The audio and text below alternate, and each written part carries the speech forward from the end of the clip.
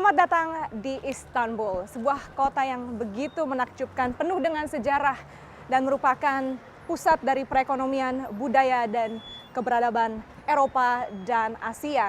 Kota ini terletak lintas benua antara benua Eropa dan juga benua Asia dan juga dilalui oleh sebuah selat yang merupakan perairan strategis, Selat Bosphorus. CNN Indonesia mendapatkan kesempatan diundang untuk berkunjung ke kota ini yang berpenduduk lebih dari 15 juta orang. Seperti apa keindahan kota Istanbul? Mari ikuti saya.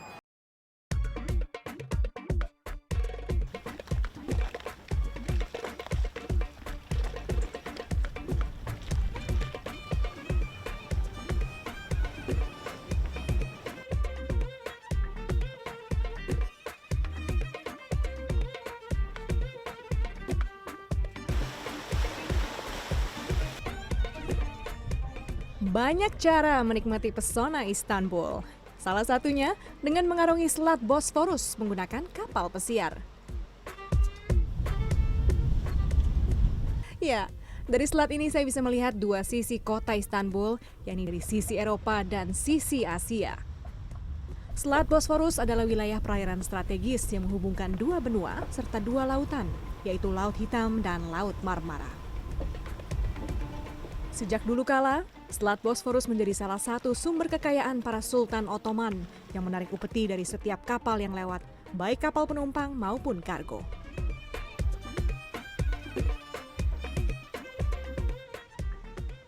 Didirikan dengan nama Bizantium sekitar 660 sebelum Masehi, Istanbul berkembang menjadi ibu kota Kekaisaran Romawi Timur dan berubah nama menjadi Konstantinopel pada 330 Masehi.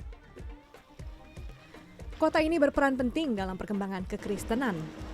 Namun Kesultanan Utsmaniyah atau Ottoman merebutnya dari Kekaisaran Romawi dan menjadikannya kubu pertahanan Islam yang paling disegani di wilayah tersebut.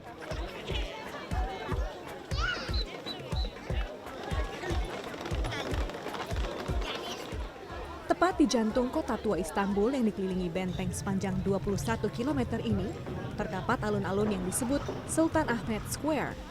Disinilah terletak tiga bangunan paling bersejarah di Istanbul, yakni Istana Topkapı, Masjid Biru atau Sultan Ahmet, dan Museum Hagia Sophia. Semua bangunan ini menyimpan warisan bernilai tinggi, baik dari segi peradaban, sejarah, arsitektur maupun sosial budaya. Ada yang menarik dari Museum Hagia Sophia yang menempati bangunan bekas masjid ini. Dari luar, gedung yang berhadapan langsung dengan Masjid Biru Sultan Ahmet tampaknya seperti masjid pada umumnya. Tapi sebenarnya, gedung ini pada awal mulanya adalah katedral ortodoks yang dibangun pada abad keempat, zaman Kekaisaran Romawi Timur. Pada masa kejayaannya, Hagia Sophia adalah katedral terbesar di dunia. Barusan saja saya menikmati kemegahan dan keagungan Hagia Sophia yang berdiri pas di tengah-tengah alun-alun kota Istanbul. Sebuah bangunan yang sangat megah, peninggalan dari Kekaisaran Romawi sejak abad ke-6. Dibangun oleh Kaisar Romawi pada saat itu, Hagia Sophia berfungsi sebagai sebuah gereja, kemudian ditaklukkan oleh Ottoman Empire pada abad ke-16 dan kemudian beralih fungsi menjadi sebuah masjid. Dan sekarang berfungsi sebagai museum. Meski sudah berkali-kali mengalami pengerusakan dan juga proses restorasi, bangunan ini masih berdiri kokoh dan megah di tengah-tengah alun-alun kota Istanbul sebagai simbol keharmonisan antar suku, budaya, dan agama yang ada di negeri ini.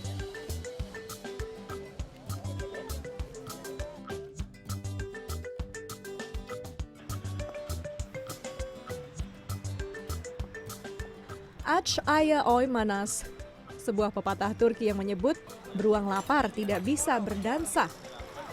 Pepatah ini menggambarkan betapa pentingnya makanan dalam kebudayaan orang Turki. Kuliner Turki cukup dikenal oleh masyarakat dunia. Siapa yang tidak pernah mencoba sedapnya daging kebab atau manis dan kenyalnya penganan Turkish Delight? Perpaduan budaya antara barat dan timur menjadikan kuliner Turki kaya akan cita rasa yang unik. Şerefe. Ini waktunya makan siang dan ini adalah hidangan khas Turki. Terdiri dari bahan dasarnya pasti roti ya. Mereka banyak mengkonsumsi roti di sini. Kebetulan mereka juga produsen gandum terbesar di daerah Timur Tengah dan Eropa ini. Ini mini pizza namanya pide.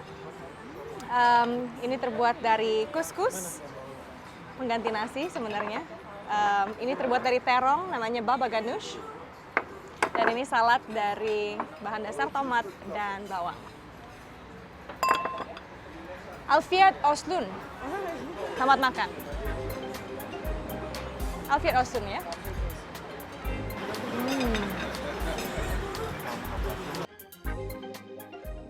Gandum adalah bahan dasar utama makanan Turki. Para peneliti menemukan bukti bahwa pengolahan gandum tertua di dunia ada di Anatolia. Karena itulah, banyak hidangan khas Turki yang menggunakan bahan dasar gandum atau tepung. Mulai dari roti, pizza Turki atau pide, sampai hidangan penutup seperti kunafe serta baklava yang terbuat dari lapisan adonan pastry garing dan disiram sirup manis atau madu. Dan bagi masyarakat Turki, makan malam merupakan momen penting. Untuk itulah, sudah menjadi tradisi orang Turki duduk menikmati santap malam secara perlahan sambil menghabiskan waktu bersama keluarga dan teman. The city never sleeps. Mungkin hal ini menggambarkan kehidupan kota Istanbul pada malam hari. Saya sedang berada di Selat Bosphorus, bisa Anda lihat kapal-kapal pesiar masih lalu lalang, masih sibuk sekali, dan kehidupan di sini sepertinya tidak pernah ada habisnya, tidak pernah tidur warga Istanbul. Selat Bosphorus adalah tempat yang sangat strategis menghubungkan dua benua, yaitu Eropa dan benua Asia di seberang sana, dan juga dua laut, yaitu Laut Hitam dan Laut Marmara. Ini merupakan jalur perdagangan yang cukup strategis semenjak dahulu kala, dan pada saat ini Selat Bosphorus ini diramaikan oleh banyaknya kafe, restoran, resort, hotel, seperti yang pada saat ini saya berada. Reina Restoran, salah satu restoran yang cukup elit yang berada di Selat Bosphorus. Di sini bisa Anda lihat ada jetty, di mana orang-orang yang memiliki yacht bisa memarkirkan yacht mereka di sini, kemudian langsung masuk ke dalam restoran mewah ini. Mungkin kita lihat seperti apa mewahnya restoran ini. Dari dalam Reina, Anda bisa menikmati keindahan jembatan yang menghubungkan dua benua Asia dan Eropa ini. Saya pun merasa beruntung bisa bertemu dengan teman-teman baru selama di Istanbul kali ini. Saya mencoba mencicipi wine lokal atau anggur buatan Turki yang cukup terkenal di kawasan Eropa dan Asia. Sambil menyesap wine dan menyantap kebab ayam ini, saya bertukar kisah menarik dengan teman-teman baru dari Turki. Şerefe!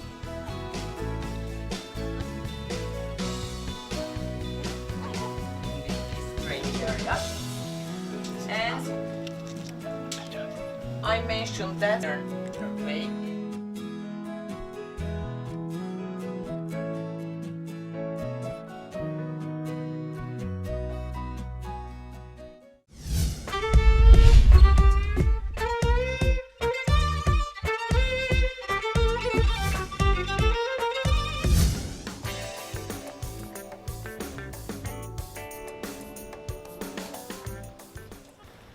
Sektor pariwisata merupakan salah satu sumber pendapatan utama Turki. Selain Istanbul, banyak destinasi yang populer di kalangan turis mancanegara, termasuk Kapadocia, Pamukkale, Efesus, dan Antalya. Data Badan Pariwisata Turki yang dirilis pada 2015 menunjukkan pendapatan dari sektor pariwisata menyumbang 12% dari produk domestik bruto negara. Sektor ini juga menciptakan lapangan pekerjaan bagi lebih dari 2 juta orang. Puncaknya, pada 2014 tercatat sedikitnya 42 juta turis asing berkunjung ke Turki hingga menjadikannya destinasi pariwisata terpopuler ke-6 dunia. Namun sayang, naiknya tensi hubungan politik dengan Rusia serta serangkaian insiden teror di beberapa wilayah Turki dan sekitarnya memangkas angka wisatawan mancanegara menjadi 36,2 juta orang pada akhir 2015. Faktor keamanan di Turki tahun ini membuat beberapa negara mengeluarkan travel warning atau imbauan bagi warganya agar tidak bepergian ke negara itu. pelaku bisnis pariwisata setempat mengeluhkan banyaknya penundaan kunjungan ke Turki. Banyak rombongan-rombongan yang mau ke Turki, yang sudah pasti ke Turki, turnya dibatal. Ya, gara-gara kejadian yang bom sama kudeta ini.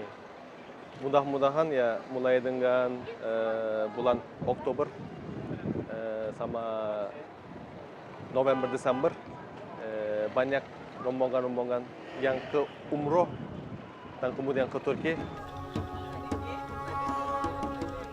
Senada dengan hal itu, warga negara Indonesia di Turki juga sempat merasa khawatir akan sejumlah insiden yang terjadi.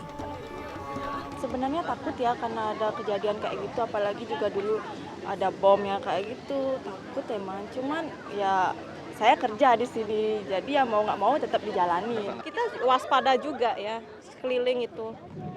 Juga mungkin sejauh ini ya masih aman-aman saja, terutama masih ada polisi ya. Semoga ya tidak terjadi lagi ya. Untuk sekarang ini masih aman. Dari Afrika juga ada. Dapat ini sama Turki. Pemerintah Turki pun tidak tinggal diam. Mereka terus mengkampanyekan pariwisata Turki sambil bekerja sama dengan pihak terkait untuk menjamin keselamatan dan keamanan para turis. Hükümet turizmle alakalı bütün tedbirlerini alıyor. Ama ne tedbir alırsan al, bu bela bir yerden geliyor. Kanda böyle bir şey düşünülür mü? Mis gibi bir yerde kamyonla bomba patlattı. Paris'in göbeğinde, stadın yanında bomba patlattı. Bence bu işin bitmesi için evvelden komşular ve ülkeler arasında uçurum farkı vardı gelir bakımından, gelir dağılım bakımından. Şimdi kıtalar arası gelir dağılımında çok büyük uçurumlar var. Gelir farklılıkları da terörü besleyen damarlarda bir tanesi. Evvela Birleşmiş Milletler'in bu damarları kesmesi lazım. Uçurumlara, gelir uçurumunu, yani Afrika'da bir insan ayda alacak 10 dolar, İsveç'te alacak 40 bin dolar. Bu uçurumun kalkması lazım. Maskapai nasional Turki, Turkish Airlines, sebagai perusahaan penerbangan terbesar di kawasan Eropa, mengaku optimistis bisnisnya tetap menggeliat, mengingat tingginya minat pasar Asia terhadap sektor pariwisata Turki. Hal ini dibenarkan oleh Duta Besar Indonesia untuk Turki, Wardana. Turki pun dilirik Indonesia sebagai salah satu destinasi umroh plus. Agen perjalanan banyak yang menawarkan Istanbul dalam paket tur perjalanan umroh plus. Dari Indonesia, pada tahun yang lalu wisatawan kita mencapai sekitar 60.000. Dan ini lebih karena ada paket yang dikembangkan, paket umrah plus. Plusnya adalah sebelum umrah atau sesudah umrah mampir di Turki. Ini paket ini laku sekali. Jumlah penumpang Turkish Air melonjak luar biasa. Melonjak luar biasa. Yang tadinya sebelum Mei 2015, ya, jurusan Istanbul ke Jakarta itu harus stop over dulu di Singapura. Ya. Kemudian setelah Mei langsung direct flight setiap hari. Istanbul Jakarta, ya, Jakarta Istanbul. Sangat besar volume penumpangnya.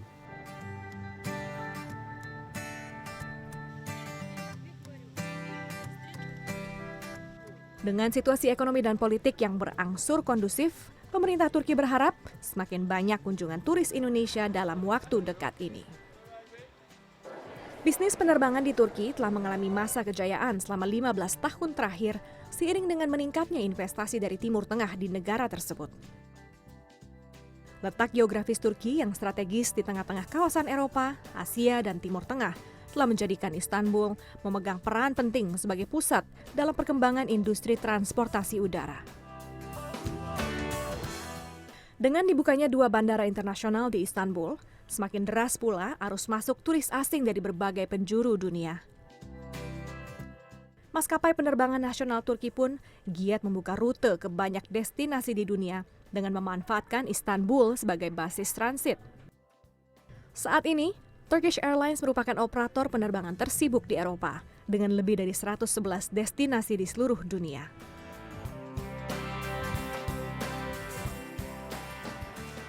Türk Hava Yolları yeni ürünlerle sizin geldiğiniz ülkelerdeki Asya pazarında da yer almaktadır. Örneğin Hanoi'yi açtık, Saigon'u açtık. Örneğin Taipei'yi açtık, Manila'yı açtık. Ve yeni uzak doğuda destinasyonları açıyoruz. Bugün gerek Çin pazarında, gerek Kore pazarında, gerek Japonya pazarında, gerek Endonezya pazarında ki çok yakında Denpasar, Bali başlayacak.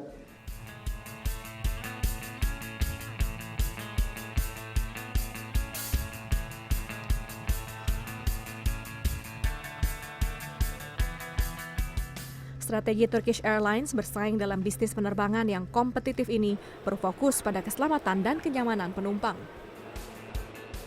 Tim CNN Indonesia berkesempatan mengunjungi Akademi Penerbangan Turkish Airlines di kawasan Bandara Ataturk, Istanbul.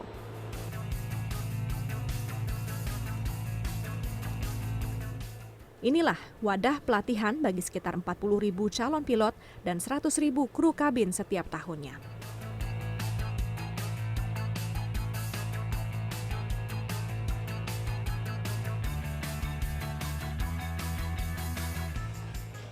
Dan demi memperoleh pengalaman terbang yang optimal, Turkish Airlines berafiliasi dengan Turkish Dough & Co, perusahaan penyedia jasa catering terkemuka yang telah memenangi berbagai penghargaan internasional. Training area. And I mentioned that way. Ambisi menjadi pemimpin dalam bisnis layanan penerbangan terlihat dari kinerja dapur mereka yang selalu beroperasi 24 jam sehari, 7 hari seminggu.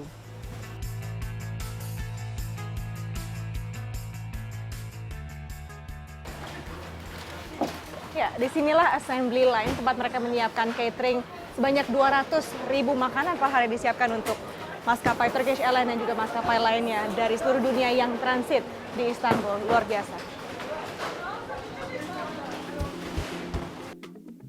Dengan jadwal 1.000 sampai 1.400 penerbangan setiap harinya, Bandara Ataturk mengakomodasi sekitar 60 juta penumpang setiap tahun, yang dimana 60%-nya adalah penumpang transit.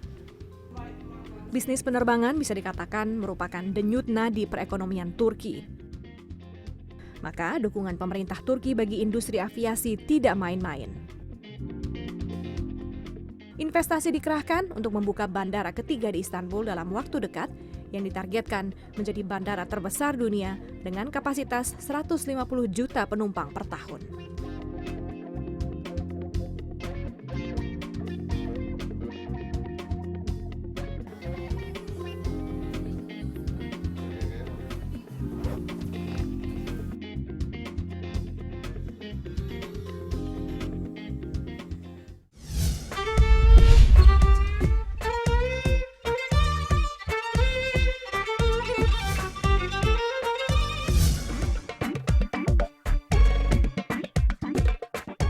Selain sektor pariwisata, penunjang perekonomian Turki yang lain adalah industri tekstil dan garmen, terutama yang berkualitas tinggi, yakni produk yang terbuat dari kulit domba serta sapi.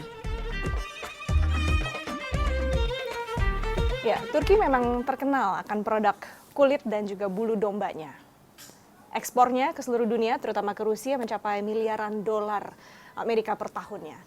Dan di toko ini saja ada lebih dari 300 desain baju-baju dan juga jaket yang terbuat dari kulit dan bulu domba ini untuk pria dan juga untuk wanita. Tadi kita sudah melihat fashion show-nya, kita sekarang akan mencoba seperti apa kalau saya menggunakan jaket ini. Yuk kita lihat.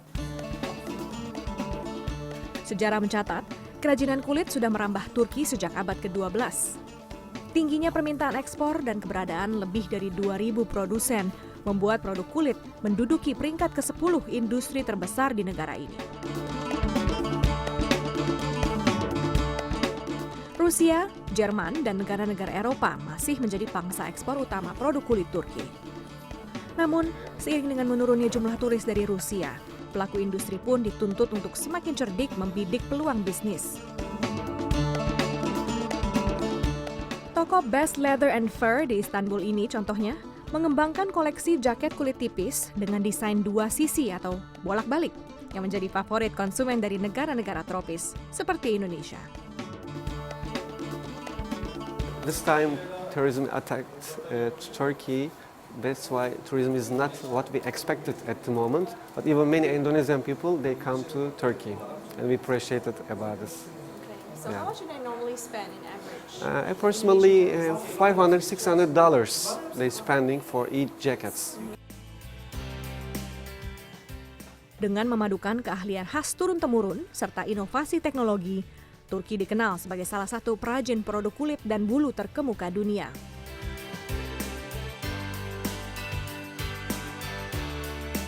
Dengan lebih dari 16 shopping mall, Istanbul menjadi kota dengan pusat belanja terbanyak di Eropa maupun di Timur Tengah.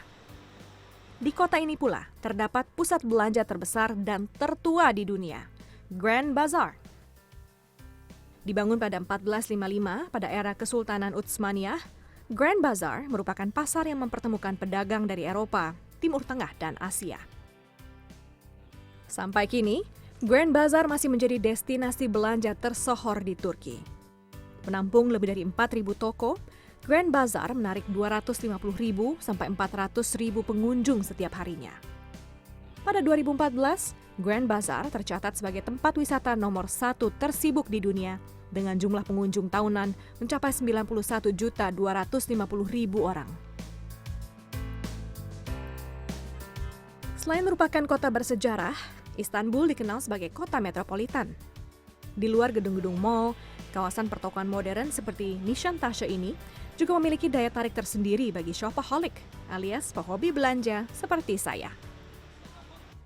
Ya, pada saat ini saya tengah berada di Nişantaşı, sebuah pusat perbelanjaan elit yang cukup terkenal di tengah-tengah kota Istanbul dan sangat menjadi pusat atau destinasi para wisatawan asing maupun lokal yang gemar berbelanja. Saya akan melihat seperti apa salah satu toko di kawasan Nişantaşı ini. Mulai dari kafe, restoran, sampai gerai busana dan furniture bisa ditemukan di sini, baik itu merek lokal maupun internasional. Pada 2015, tercatat ada sekitar 12,5 juta turis asing yang berkunjung ke kota Istanbul. Berdasarkan data statistik Badan Pariwisata setempat, rata-rata wisatawan membelanjakan sekitar $796 Amerika atau sekitar 10,4 juta rupiah selama di Turki. Ramainya kawasan Nişantaşı ini pun seakan menggarisbawahi kegiatan berbelanja menjadi penopang geliat ekonomi di Istanbul.